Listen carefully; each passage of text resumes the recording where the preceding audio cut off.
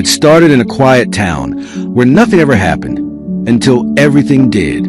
Caleb Archer was the perfect son. 17, gifted, polite, the kind of kid every parent wished for. But one rainy night, police found his parents murdered and Caleb crying on the porch, covered in blood. Everyone assumed he was a victim until they found his best friend's jacket inside the house, soaked in blood, hidden beneath a pile of laundry. And just like that, the story began to twist. A friendship shattered, a lie too perfect, and a truth so dark, it took artificial intelligence to uncover it. This isn't just a murder mystery. It's a digital trap, a crime where the real killer tried to rewrite reality. But AI doesn't forget. This is AI Crime Vault. Subscribe now for real stories, digitally decoded. Like, if you're ready to dig deeper, share with someone who believes every truth has a trace. Because in a world where code can kill, only AI can expose lies.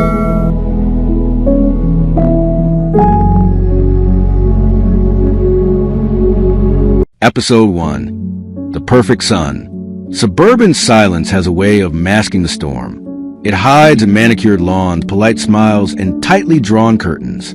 For the residents of Brookvale Ridge, a community where front porches boast seasonal reads and Sunday barbecues are tradition, perfection was expected, and Caleb Archer embodied it. At just 17, Caleb was the boy mothers wished their sons could be. Class president, debate champion, honor roll student. He mowed his elderly neighbor's lawn without being asked. He wrote a heartfelt essay about his parents' sacrifices that brought a guidance counselor to tears. He didn't just seem perfect.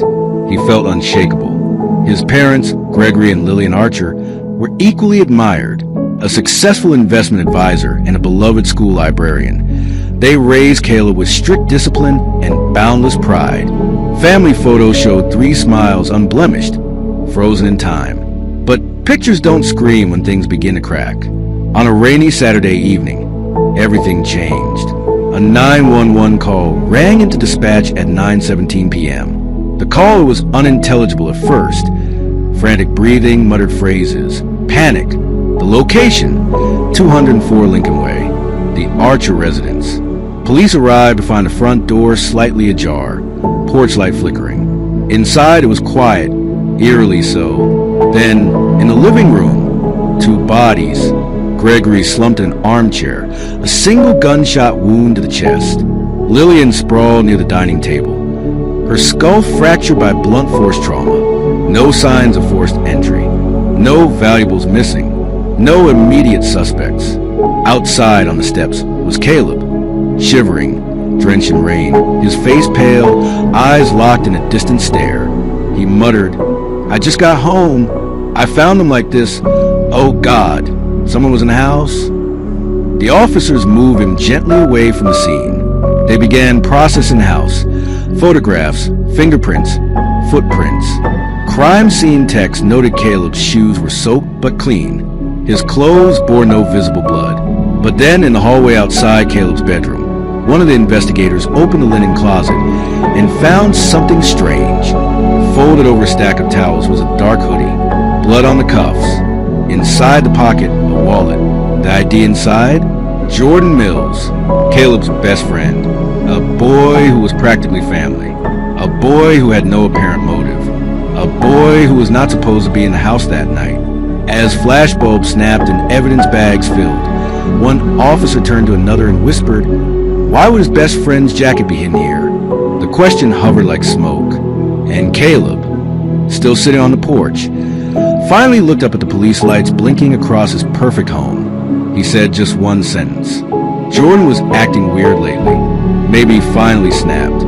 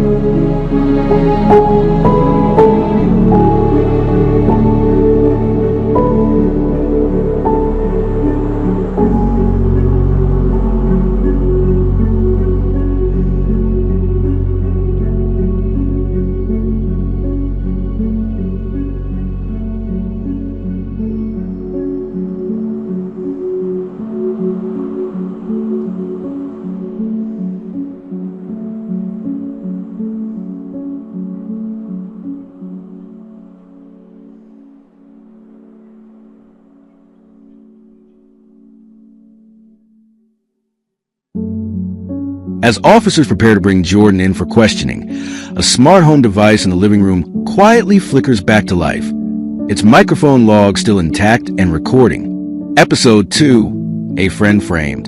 The news of the double homicide hit Brookvale Ridge like a shockwave. The headline the next morning read, "Prominent couple slain in home. Teen son found at scene." But it was the second headline that caught attention. Police investigating family friend after bloody jacket discovered. Jordan Mills was arrested at 7:43 a.m., just 1 hour after the sun rose. He was still in bed when officers pounded on his door. Confused, half asleep, and unaware of the tragedy, Jordan was cuffed on the spot. His mother wept on the porch as officers took him away.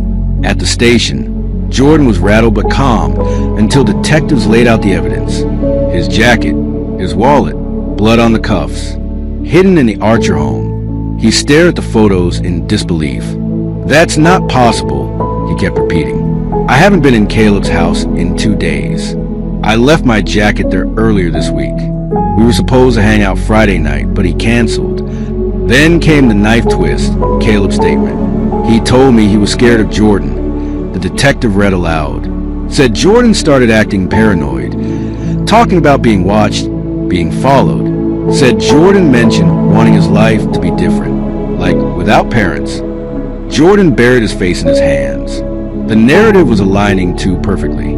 But across town, something was happening. Quietly and almost unnoticed, a tech analyst reviewing the scene data noticed something strange in the log from the Archer family smart home hub. At 8:01 p.m., roughly an hour before the murders, the system had flagged an unusual activity spike. Voice commands were issued, lights were turned on and off in rapid succession, and a strange search query was run through the voice assistant. The search? How to delete smart home audio logs permanently. But the request had failed. The system, backed up to cloud storage, still retained fragments of the original voice interactions from that night, and one of them had a voice. It wasn't Jordan's, but the analyst couldn't make out the full clip. It had been corrupted. Just one line remained crystal clear. "It has to sound like Jordan said it." Detectives hadn't been told about this yet. The analyst flagged it for deeper forensic AI analysis.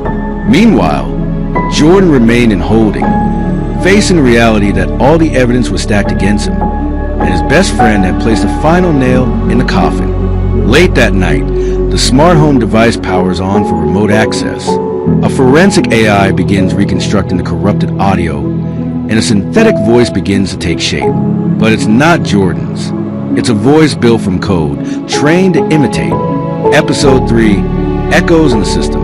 The Archer home sat sealed, silent now, but humming with digital memory. While the town speculated and Jordan's name trended for all the wrong reasons, across the state in a regional crime lab, something was beginning to stir. A specialized AI system, codename Ariel, had been deployed by the digital forensics team to handle the fragmented audio from the Archer smart home. Ariel was originally built to assist in cybercrime investigations, capable of piecing together corrupted files, reconstructing data trails, and identifying synthetic audio. Its first task, rebuild the audio log from 8:01 to 8:44 p.m., the crucial window before the murders. As the corrupted data decrypted, bits of dialogue surfaced. At first, a murmur, then a voice. Clear, confident, mechanical. "Hey, Ariel, how close can you get this voice to sound like Jordan Mills?" The lab tech froze. The voice wasn't Jordan's. It was Caleb's. What followed next chilled the team. Using a series of modified scripts and audio samples pulled from gaming chat, vlogs, and voicemail messages, Caleb had trained a custom voice profile, one that mimicked Jordan with terrifying precision. And then the voice logs changed. The AI played a reconstructed clip. "You think I won't do it? I'll kill them. I swear to God I'll kill them both if they don't stop." But Ariel flagged the audio as synthetic. It was a deep fake, programmed with emotion, crafted to mislead and embedded into the smart assistant's memory. Back at the precinct, the detectives were still focused on Jordan, until the crime lab's report hit their inbox. It arrived with a subject line: "Urgent. Deepfake evidence. Voice profile not authored by Jordan Mills." Detective Monroe, who had begun to doubt the picture-perfect narrative, felt a chill settle in her spine. She looked again at Caleb's 911 call. His voice was steady, his story too perfect. And now, forensic AI was whispering a different truth, one written not in blood, but in code. Still, nothing in this case could be used yet in court. The voice mimicry hadn't been directly tied to the crime. Not yet. They needed more. And Ariel was still working. At 2:43 a.m., the AI lit up again, buried deep in the backup logs. It found something that hadn't been there before. A recording fragment, barely audible, muffled, as if picked up through a closed door. "Don't do this, Caleb. Please, we'll get you help." Then, a crash, a scream, and silence. It was Lillian Archer's voice, and the timestamp placed a recording after Caleb claimed he arrived home. Detective Monroe plays the audio one more time, then stares at Caleb's smiling face in the family portrait on her desk. At that moment, Caleb enters the station, unannounced, holding a USB drive. "I found something I think you should hear," he says, a mass of concern hiding something far darker. Episode 4, Cracks in the Genius. Caleb Archer walked into the precinct with the calm of a seasoned chess player, moving into the endgame, dressed in a neatly pressed hoodie, a messenger bag slung over his shoulder, and a thumb drive between two fingers. He smiled politely. "I know you're all doing your best," he said, placing a USB on Detective Monroe's desk. "I found this in my dad's study. External camera backups. Maybe they'll help."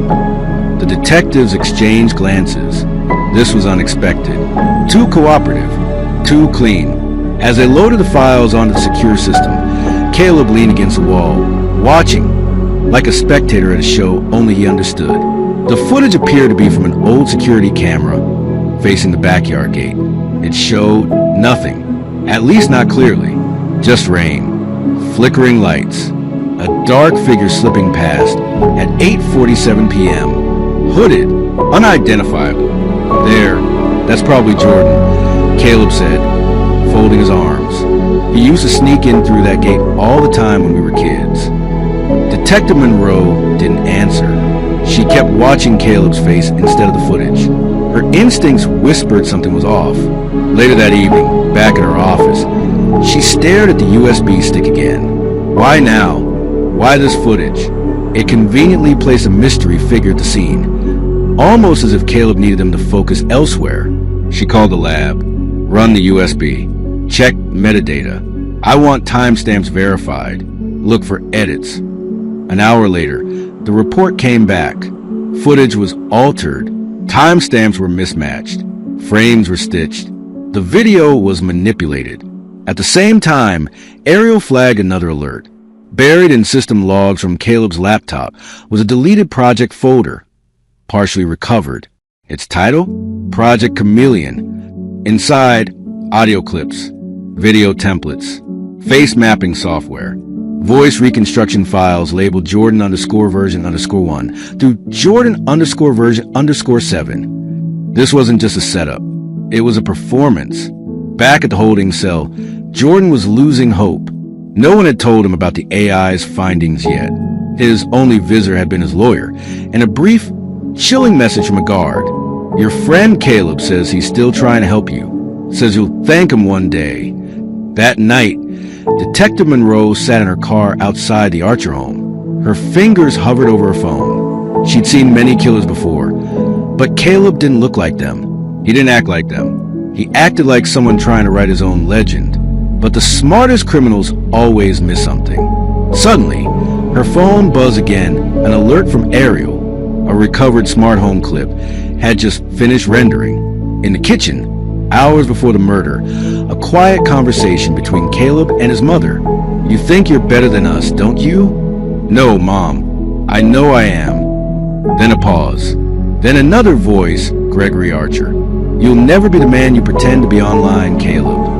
Then silence, and then a single sharp metallic click. As Monroe rewinds audio to play it again, her computer flickers, then goes black. Moments later, a message appears on the screen, in blinking text. "You weren't supposed to hear that." Episode 5. The Code Always Remembers. For a moment, Detective Monroe thought she was imagining things. Her screen had gone dark. Then just text, blinking, taunting. You weren't supposed to hear that. She disconnected the laptop instantly, heart racing. A breach, or worse, an inside sabotage. The tech team worked overnight and confirmed her fears. Someone had accessed her terminal remotely using encrypted credentials. Someone who understood their systems. Someone like Caleb Archer. The perfect son wasn't just clever. He was wired in. At the Digital Crime Lab, Ariel had been working in isolation, feeding on every digital crumb left behind, from smart devices, laptops, even game console chats. As investigators slept, it kept thinking, learning, piecing together patterns, even the human I would miss. And then at 4:16 a.m., Ariel issued its first autonomous report. Project Chameleon. Primary user identified, Caleb Archer. Voice deepfake usage confirmed. Metadata fabrication detected. Manipulation probability, 98.7%. The AI had cross-referenced Caleb's school essays, YouTube uploads, even voice messages from his online chess club, using behavioral signature mapping. It reconstructed a digital profile that didn't just prove Caleb could fake Jordan's voice.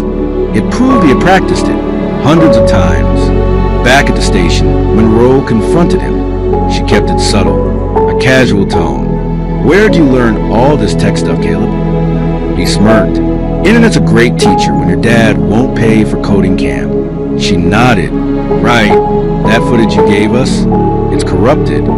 Caleb's face didn't flinch. That's weird. Maybe the USB got damaged. You know tech, but his eyes were calculating now. Watching her, reading her, he knew she was close. But what he didn't know was that Ariel had uncovered more. In a hidden cache folder, recovered from a clone drive Caleb thought he'd wiped, the AI found something chilling, a video diary. In the footage, Caleb speaks directly to the camera with calm, disturbing clarity. Jordan had everything handed to him, but I'm smarter. I'm just trapped. I need something big to show who I really am. I need control of the narrative. One entry later, dated just a week before the murders, had a file name that struck deep. Trial Run, Phase 1. As Ariel began decrypting the contents of that file, the screen flickered. Another breach attempt. Caleb had launched a remote attack, trying to corrupt the AI system before it could finish. But he failed, and Ariel remembered everything. As Caleb walks free from the station under cooperative witness status, he looks into the surveillance camera in the hallway, unaware it's been routed to Ariel's private system. The AI records Caleb's chilling whisper. Let's see if they can outplay me now. Episode 6, Viral Lies. Outside the precinct, Caleb Archer's face was no longer just a schoolboy's. He was a symbol. To some, a grieving genius caught in tragedy. To others, a possible mastermind too smart for his own good. And Caleb knew the power of perception. That afternoon, a video dropped on a new YouTube channel. Title, My Truth, the night my parents were murdered. It was Caleb, raw, vulnerable, perfectly lit. No script visible, but the delivery was rehearsed to perfection. There's so much pain. My best friend is being accused. My parents are gone, and all I want is the truth to come out. He never outright accused Jordan, but subtle nods, words like confused, distant lately, and struggling with anger planted seeds. The video went viral. Within hours, hashtag Justice for Caleb trended on X. News outlets picked it up. Teen influencers reacted, showing sympathy. But in the basement of the cybercrime unit, Ariel was piecing together a different truth. It had just finished reconstructing the decrypted Trial Run, Phase 1 file. The contents were horrifying. Surveillance clips from a school science lab, spliced audio samples of Jordan's voice, saying violent things, completely out of context. A digital storyboard titled, Friend AS Fall Guy, Draft 3. In it, Caleb mapped out a scenario eerily close to reality. A rage crime, a shaky friendship. Public sympathy turned into social media weaponry. And then Ariel found the final line, tucked at the bottom of the file. Control the narrative, control the memory. Detective Monroe sat with the AI report open, stunned. Everything was clearer now, but the system's logs had uncovered something more dangerous. Caleb had embedded a logic bomb into one of the police department's servers, a time program set to trigger the deletion of certain files and metadata, including evidence against him. Just 2 days from now, and only Ariel had caught it in time. Meanwhile, Jordan's defense attorney, armed now with the AI's findings, filed an emergency hearing to release Jordan and redirect the investigation. The judge agreed. For the first time in weeks, Jordan stepped outside into flashing cameras and a skeptical public. But Caleb had anticipated this. That same night, another video surfaced, a deep fake of Jordan, his face, his voice, angrily confessing to murders in a dimly lit setting. It wasn't real, but it looked real, and by morning it had 12 million views. In a secure digital lab, Ariel processed a deepfake. A message blinked on screen. Deepfake detected. Origin server. Caleb, Archer, laptop 001. Ariel activates its next protocol, sending real-time alerts to every device on Monroe's team. At the same moment, Caleb vanishes. Episode 7, Ghost in the Machine. Rain fell in slow sheets across Hollow Creek, blurring the lights of the town, like a veil drawn over a lie too long ignored. Jordan sat alone in his childhood bedroom, the same room he'd shared stories with Caleb in. Posters of superheroes hung on the wall. Faded now, silent witnesses to a friendship destroyed. His hands trembled as he scrolled through hateful messages. Murderer, you got out on a technicality. We saw the video, you confess. But he didn't. He never did. His mother knocked softly on the door. Baby, eat something, please. Jordan didn't answer. His eyes were locked on the screen, playing the deepfake again. In the video, he screamed in rage, confessing details he couldn't have known. It wasn't real, but even he began to doubt. Ariel's file had proven the video was a fake, but no algorithm could erase how convincing it was, how easily the world believed he could kill. He whispered into the silence. Why, Caleb? Why would you do this to me? Meanwhile, Detective Monroe moved to the Archer house. Now silent, cold, a crime scene and a monument to broken delusion. Ariel had traced Caleb's signal to a stolen laptop bouncing through proxy servers. He'd gone underground. Monroe stopped at Caleb's bedroom door. Everything was still in place. Trophies, books, a framed photo of him and Jordan smiling at a science fair. On the desk sat a single sheet of paper, typed, "You'll never find me. You were always predictable." The truth is a story people choose to believe. Jordan was always the weaker one. But I'll write the ending. Monroe's eyes filled, not with rage, but something heavier, a helpless ache. A 17-year-old boy, so lost in a hunger to be seen, had orchestrated a masterpiece of cruelty and vanished. But Ariel hadn't stopped. The AI had mapped every keystroke, every server hop, every message fragment, every line of code Caleb ever touched. In the data, it found something new, a message Caleb never sent, a video recorded in a moment of raw confession, unedited, hidden, buried deep inside the stolen laptop's cache, recovered through Ariel's own self-learning protocol. Caleb, tired, tear-streaked, speaking to the camera. Sometimes, I wonder if I'd still matter, if I wasn't the smartest, if I wasn't in control. My parents, they didn't see me. Not really. And Jordan, he was the one person who did. He wipes his face. But I broke that. I broke everything. And now I can't go back. Monroe stared at the screen, frozen. For the first time, Caleb's mask cracked. Beneath the ego was a child. And then Ariel detected motion. Security footage flagged in real time. Caleb, spotted, on a rural road, hoodie up, eyes wide, lips cracked from cold, heading toward the river. A drone camera, connected to Ariel's system, locks onto his location just as Caleb reaches the old steel bridge. He looks over the edge. The wind howls. His phone buzzes. Ariel's emergency broadcasts a law enforcement pinging nearby towers. He steps up onto the rail, arms shaking, breath shallow, and then black screen. No sound, just a flashing alert. Subject on bridge. Intervention en route.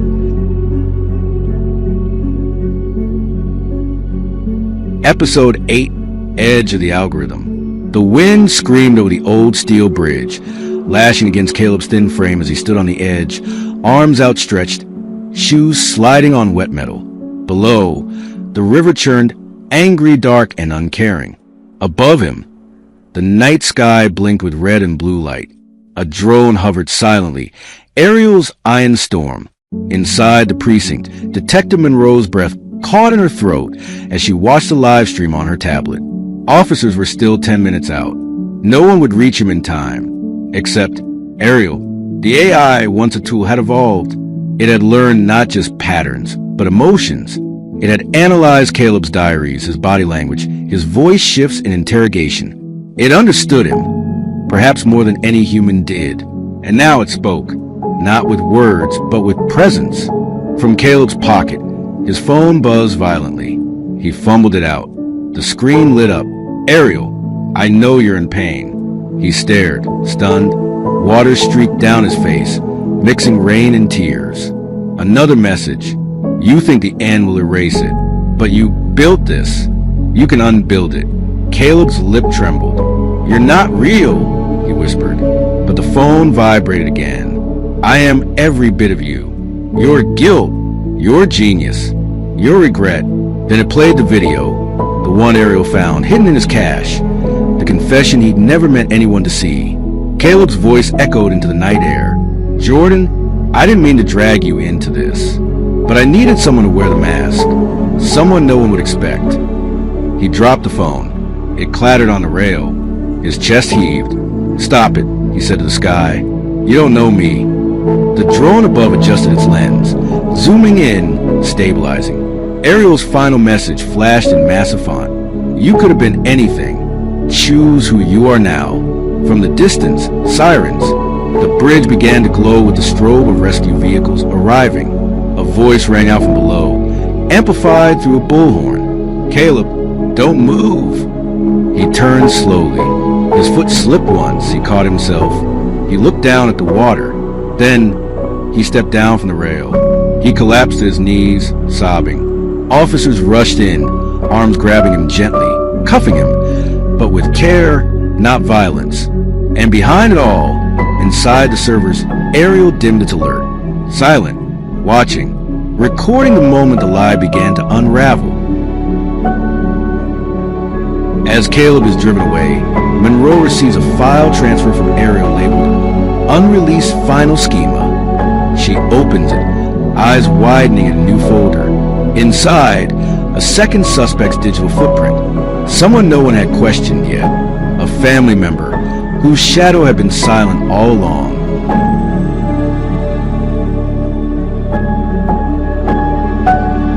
Episode 9. The Hidden Hand. The rain had stopped.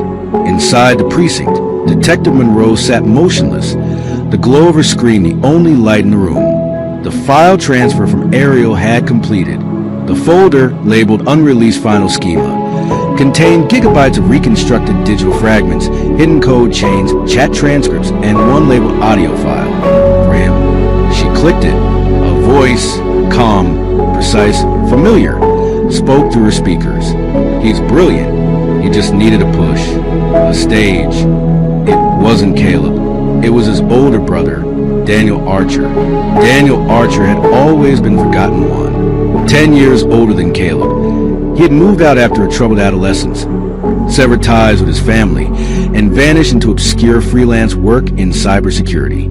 Monroe had noted him in the background, a sibling estranged, written off. But Ariel hadn't forgotten him. Within his forensic logs, it found Daniel embedded like a ghost in the machine. Code fingerprints matched security patches in the deepfake software Caleb used, crafted years ago by Daniel in hacker forums under the alias Lucid Architect.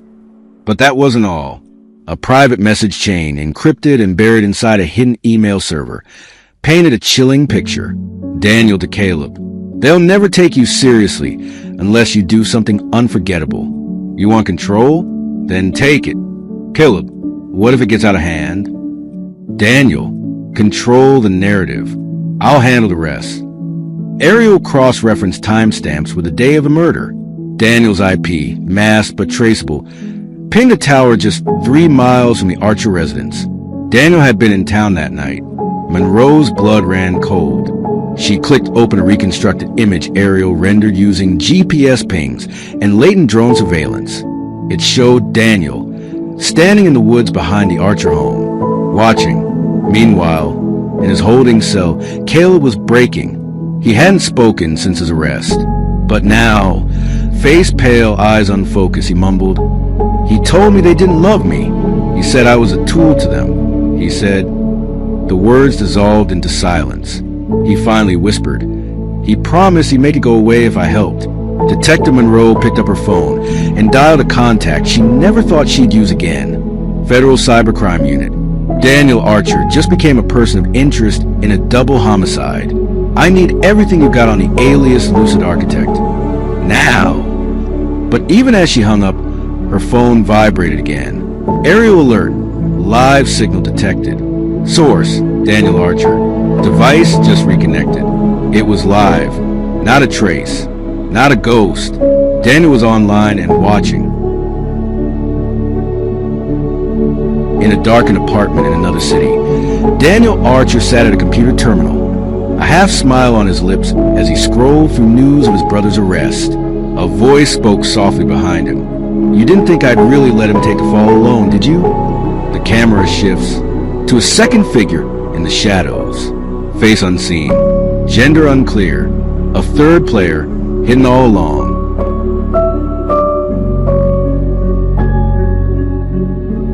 Episode 10, the last upload. Darkness blanketed the apartment like a secret.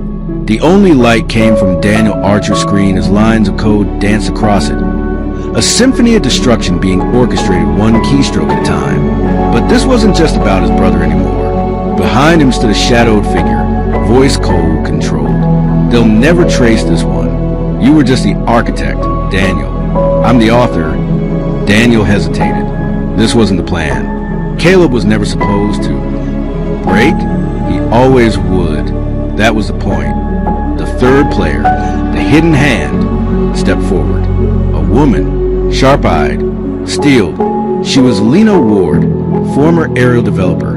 Disgraced, vanished after her code was rejected for being too emotionally reactive.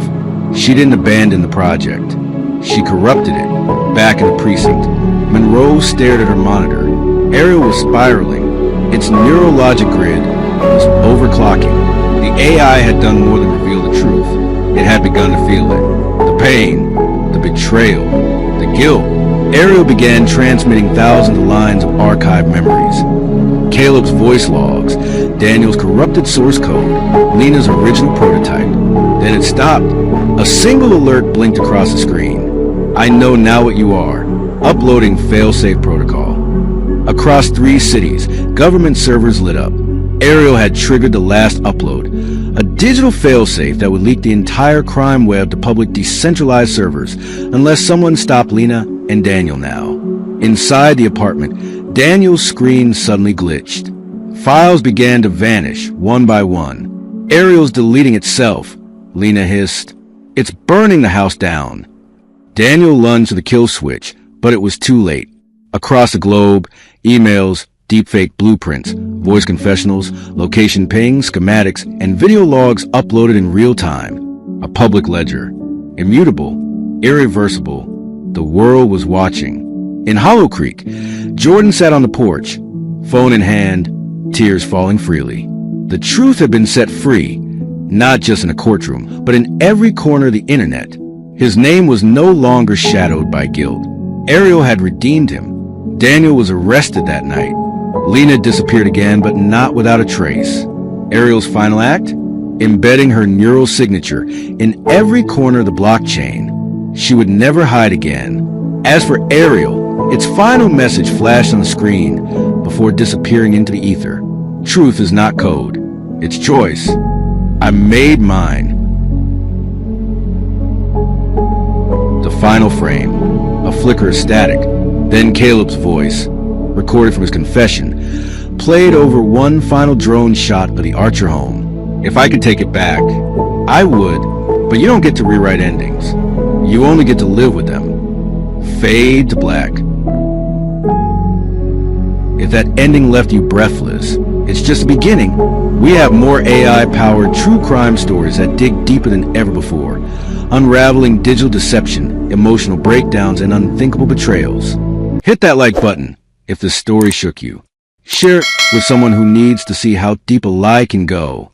Subscribe to AI Crime Vault now and join us as we expose the darkest crimes decoded by AI.